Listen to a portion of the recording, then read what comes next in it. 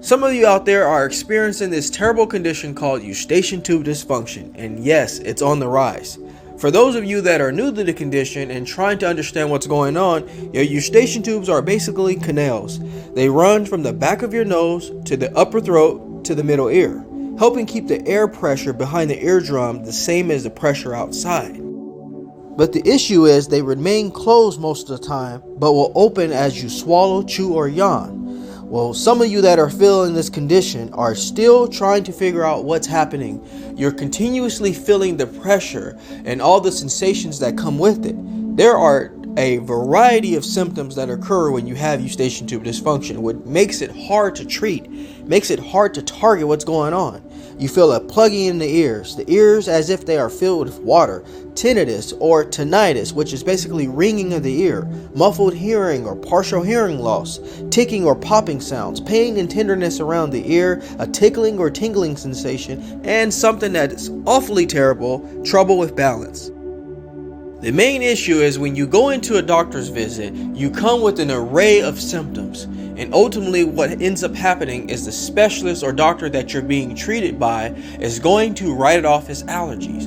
I want you to counter that. Most of the time, I will say this: I never had allergies. I didn't even struggle with any allergy conditions, but yet all of a sudden now I have these symptoms pop up and I'm being treated for allergies. Now, I do want to make this disclaimer. Some conditions and some people do have allergy related problems, but with eustachian tube dysfunction, I'm finding quite often it's nothing allergy related that's triggered.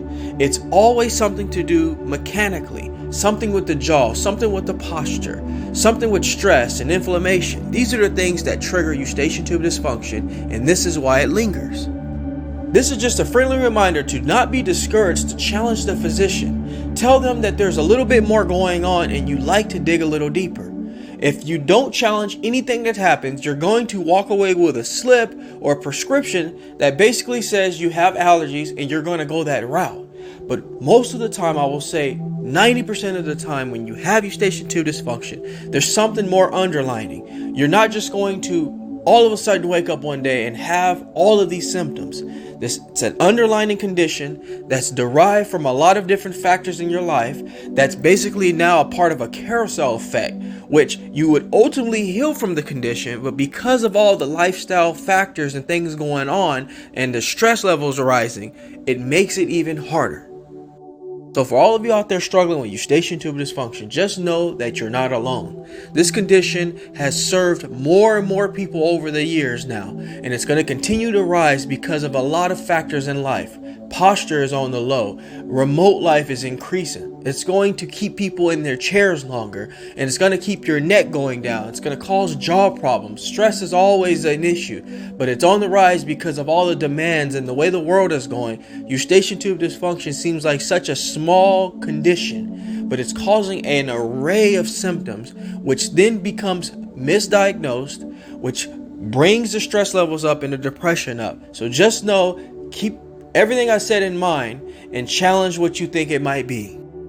Alrighty, my wellness people, that concludes our topic for today. If this was any helpful for you, take time to subscribe to the channel. I like to try to bring content as often and quick and sufficient as possible. But like anything else, folks, we're going to simply go back to the basics.